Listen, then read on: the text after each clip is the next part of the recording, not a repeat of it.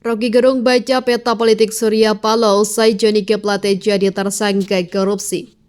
Iya jelas kan berapa kali kejaksaan itu ada di bawah pengaruh Nasdem. Nah intinya data-data itu pasti ada di DPP Nasdem juga. Kan itu intinya kan.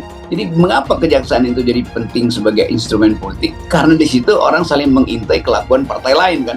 Jadi itu yang terjadi sebetulnya tuh. Nah kalau kita proyeksikan misalnya akan banyak peta baru atau grafik baru nih keluar. Nah, pilihan yang lain yang harus diambil Nasdem adalah bagaimana Nasdem melakukan recovery secara politik, melakukan rebranding ya, dan memitigasi efek yang mungkin bisa timbul dari pasca penetapan tersangka ini.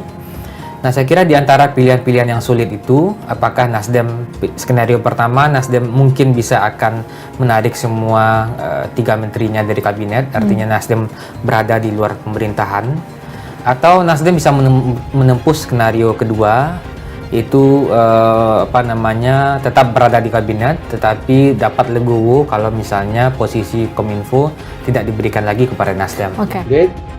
Bisa jadi blessing in disguise buat bangsa Indonesia. Mengapa? Kita semua pasti setuju ya, dengan korupsinya diangkat ke permukaan dan nanti akan diberikan hukuman sesuai kejahatan korupsi yang sudah dilakoninya. Ini tentu kita dukung. Tapi jangan sedikit pun lupa bahwa konco-konco Jokowi, bahkan mungkin anak dan menantunya, bila ditelisik betul-betul, ternyata juga bisa dimasukkan ke kategori pelaku kejahatan korupsi. Pengamat politik serta akademisi Rocky Gerung mengamati langkah politik Ketua Umum Partai Nasdem Surya Paloh setelah kadernya Johnny G. Plate jadi tersangka kasus dugaan korupsi Tower BTS. Menurutnya Surya Paloh sudah punya algoritma sendiri dalam memposisikan langkah politiknya. Dia mencontoh saat zaman Soeharto. Surya Paloh itu kita bicara rekodnya dari zaman Orde Baru dekat dengan Cendana, tapi tiba-tiba itu terbalik menyerang Soeharto. Kata Rocky dikutip dari YouTube Rocky Gerung Official pada Kamis 18 Mei 2023. Kata dia saat itu di awal reformasi perusahaan media milik Surya Paloh seolah menjadi tempat berkumpulnya oposisi. Betul-betul jadi tempat oposisi menyerang Cendana, ujar Rocky. Jadi Surya Paloh akan ingat prestasi dia itu. Itu yang bisa diulang tuh, yaitu beroposisi di ujung kekuasaan, sambungnya. Demikian juga saat Surya Paloh di zaman kepemimpinan Presiden RI ke-6 Susilo Bambang Yudhoyono atau SBY. Kata Rocky Gerung polanya sama.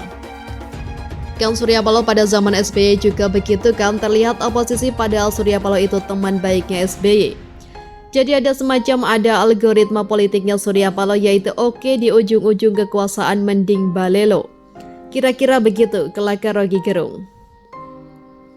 Loyalis Presiden Joko Widodo atau Jokowi, John Sitorus mengomentari langkah Presiden Jokowi menunjuk Menko Bidang Politik Hukum dan Keamanan Mahfud MD menjadi pelaksana tugas Menkominfo setelah Johnny G. Plate. Hal tersebut diungkap Presiden Jokowi saat berada di Lanut Halim Perdana Kusuma, Jakarta Timur, Jumat 19 Mei 2023. Menanggapi keputusan tersebut, John memberitahukan julukan Raja Tega kepada Presiden Jokowi. Itu karena menempatkan Mahfud di Kominfo sama saja dengan menempatkan singa di kandang tikus. Jokowi Raja Tega menempatkan Mahfud MD sebagai PLT Kominfo.